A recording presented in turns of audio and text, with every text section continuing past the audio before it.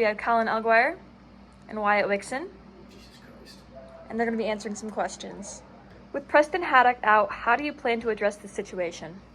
I feel we have many players who could fill this position. Eli Hetzer was a great fill-in last year. Ashton Matheson is a promising young rookie.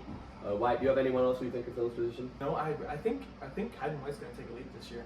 I don't know if he'll be able to fill exactly the role that Preston has, but I do think Hayden White's going to take a leap offensively this year. Yeah, and we also have, young players like Gordy Hodgkinson Gordy is really and good. Ivan Perrier who can step in and fill that spot. So having some depth in that position was a big thing for us. Wyatt, as a first-year coach, how do you plan to coach the team?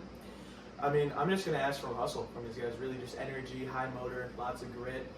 Communication and coordinates is really my biggest thing. So Coordination isn't really your best suit there is. You ran the team for 3 years and we never went past the first round. Stop talking. 4 actually. Stop talking. But yeah, honestly, I just want effort. I want to know they care and I want to know they want to win. As a team who had virtually no success, are you changing how the team will be operated? Is that for me or is that This guy's operating. for I think Operation Wixson is a go. Code red. I think the team that we have this year is really going to put just a real distance between the teams we've had before. Like we're bringing Emmett back. Emmett was a star talent for us, and he's only improved. Bringing back Hayden White too, if he can continue to play like how we knock that off now. With the addition of Ivan Perrier and Gordy Hodgkinson, I saw a lot of talent from Gordy Hodgkinson. Say sorry. I'm really looking forward to what we see from him. So honestly, not that much of a change, but Hey, I'm sorry, bro. it's alright. We straight. We'll take the next question now.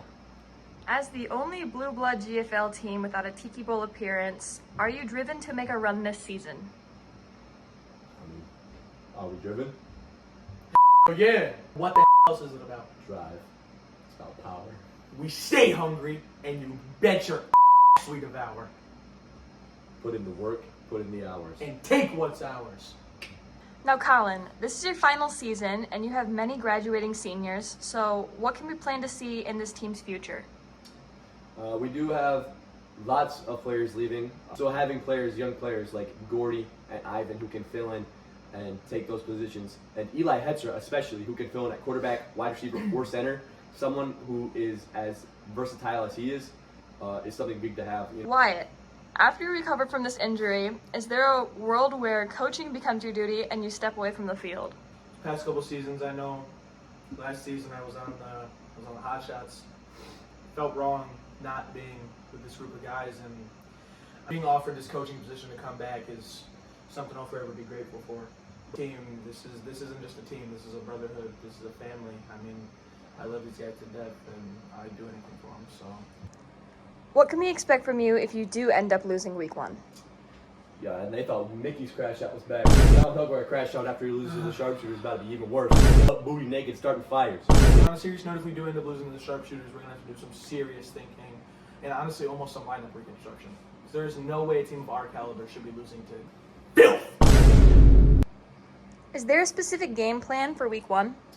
I would give it out if I wasn't worried about people like Carson and Brandon watching this video. I'm figuring out what we're doing and reporting back to the team because that's just the kind of people they are. There's not many words to describe the kind of people they are. Why? Do you have anything? I do. You know what I'm really worried about, Colin? What? I'm worried about them being a little dirty and watching this video to try and steal a game plan. I'm sick and tired of the team, and I'm sick and tired of having to watch them talk all the and lose every game. These guys suck at football. They have a fall off MVP and Carson Bailey. Carson sucks. Brandon's even I don't even know how the he's on the team. It's because he owns it. If you don't own this team, he's that out of the GFL. I hate his stupid. What about Jax? Especially oh out of oh my god. Not playing the Hot Shots is a huge advantage and builds up to a potential postseason matchup. If you do play the Hot Shots in the playoffs, is there a strategy? I guess that's a tough question to answer for me personally. We've played them so many years that they've gotten the best of us. We know how to address Noah. We played him enough times to know. It's just a matter of slowing down all of their weapons. If it comes down to a defensive battle, can we trust our defense? Which right now, I would say no. But as the season progresses, as we grow as a unit, I think we could get to that point. But with the chemistry the Hotshots have, I mean, Noah has multiple family members on his team. He has Connor Gross, his brother, and Cody Wong, because that's also his cousin. So the chemistry on the Hotshots has been elite since the first season. Yeah, and you bring in someone like Armani who has a great duo with Connor already. We need to be not a team, We need to be one. but we need to be one. We need to be a singular unit. And I know we can do that. So as long as we can continue to trust with each other and continue building these bonds, I know what we can do. Yeah. Final question. You guys did end up losing Vinny and David, two huge pieces this offseason. Can we expect those pieces to be filled by new players? David's position is almost irreplaceable. As a top 3 receiver in the league, his skill set is very different from Emmett's. Vinny's position is another hard one to fill, as I was very close with him, and when he did decide he wanted to leave, I was honestly heartbroken that it came down to it. But I wish him the best in his endeavors besides week 5.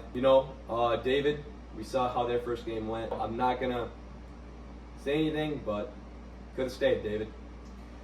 My only real problem is I know we couldn't quite fill the exact role that David was able to do, but Last season our secondary wideout was a huge issue for us. yeah. As Jack, virtually fell off a cliff with his production. Having someone like Preston fill that role is huge, because Preston can fill that role of a big body receiver, but he can also be a guy. He get the ball in space and he runs and he beats everyone. Yeah, my thing is with Preston is for his size, you don't expect him to move that fast, and you're not big, you're king size. And I really like what I've seen from Preston. Addressing the Vinny standpoint, I don't feel man coverage is our best suited this season, so a 2-2 zone will be used. We have as the season goes on and we get more comfortable, we may go one way or the other. But losing Vinny was definitely a big hit on the defensive side of the ball. Vinny was an outstanding player. First year in the league, he came in and he played as good as he did. Yeah. I love watching his matchups with Noah. I mean, it really sucks to lose him, but he's on to bigger things. I wouldn't say better, but he's on to different things. I guess that was the final question. I would like to thank you all for your time. Thank you for tuning into this video. And this has been Colin Alguire and Wyatt Wixson, signing off from the Elites.